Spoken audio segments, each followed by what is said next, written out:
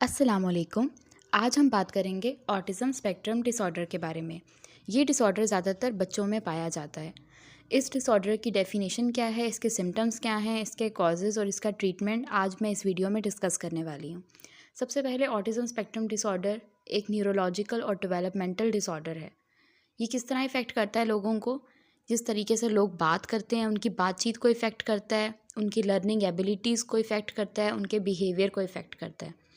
अच्छा, ये developmental disorder इसको कहा जाता है क्योंकि ये इंसान की ज़िंदगी के पहले 2 सालों में ही इसके सिम्पटम्स आना स्टार्ट हो जाते हैं। जैसे कि जो बच्चे कम्युनिकेशन में मुश्किल महसूस करते हैं, दूसरे लोगों से इंटरैक्ट नहीं करते, बच्चों से इंटरैक्ट नहीं करते, रिस्ट्रिक्टेड इंटरेस्ट होते हैं उनके, यानी वो एक ही माहौल में रहने के आदी होते हैं। वो एक ही लोगों की, उनको स्पेसिफ़िक लोगों की आदत हो जाती है, स्पेसिफ़िक एनवायरनमेंट की आदत हो जाती है। अच्छा, इसके अलावा उनकी एबिलिटी जो होती है स्कूल में, उनकी परफॉर्मेंस स्कूल में इफ़ेक्ट होती है, उनके बाकी सारी लाइफ के जो एरियाज़ होते हैं, पर्सनल, सोशल, हर तरह से ये इफ़ेक्ट करता है डिसऑर्डर। अगर हम ऑटिज़म स्पेक्ट्रम डिसऑर्डर के सबसे कॉमन सिम्पटम्स की बात करें, तो इसमें जिस इंसान को ऑटिज़म होगा, वो किसी से कम्युनिकेट नहीं करेगा। बिल्कुल भी बहुत कम लोग होंगे जिनसे उनकी कम्युनिकेशन होती है।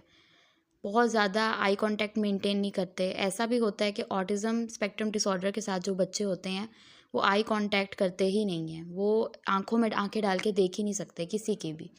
इसके अलावा वो किसी की भी बात नहीं सुनते, उनमें कॉम्प्लायंस नहीं होता। उनको जो भी कोई इंसान उनसे बात कर रहा होगा, उनके पेरेंट्स, उनके आस-पास टीचर्स, वो उनको नहीं सुनेंगे। वो अपना ही जो काम वो कर रहे हैं, वो करते रहेंगे जैसे उनको सुनाई ही नहीं दे रहा, जबकि उनको सुनाई दे रहा होता है। इसके अलावा डिफ़िकल्टी होती है उनको एडजस्ट करने में, सोशल सिचुएशंस के अंदर लोगों के साथ मेल-जोल, लोगों से बातचीत करने में उनको मसला होता है। इसके अलावा अनयूजुअल बिहेवियर्स होते हैं, उनके रिपीटिंग वर्ड्स होते हैं जो वो बोलते हैं। अगर उनसे कोई सवाल पूछा जाए तो उसका जवाब नहीं देते। वो वही सवाल दोबारा दोहरा देंगे लेकिन उसका जवाब नहीं देंगे। इसके अलावा उनके बहुत ज़्यादा फ़ोकस्ड इंटरेस्ट होते हैं, वो चीज़ों को बहुत गौर से देखते हैं। इसके अलावा उनकी ज़िंदगी में अगर ज़रा सी भी उनकी रूटीन चेंज कर दी जाए तो उनको डिफ़िकल्टी महसूस होती है। वो चेंजिंग रूटीन्स को टॉलरेट नहीं कर पाते। इसके अलावा उनमें हाइपर एक्टिविटी भी हो सकती है। ऐसे बच्चे बहुत ज़्यादा हाइपर एक्टिव हो जाते हैं, ओवर एनर्जेटिक हो जाते हैं, चीज़ें फेंकते हैं, शाउट करते हैं। ये सब कॉमन सिम्पटम्स हैं जो children with autism spectrum disorder ऐसे सिम्पटम्स महसूस करते हैं।